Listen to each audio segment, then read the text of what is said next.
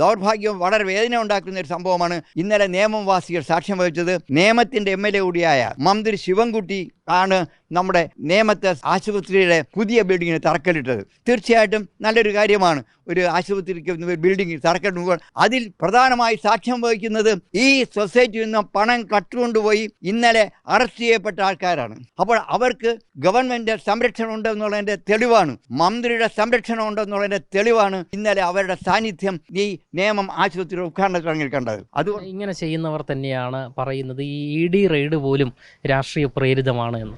എങ്ങനെ രാഷ്ട്രീയ പ്രേരിതമാവും?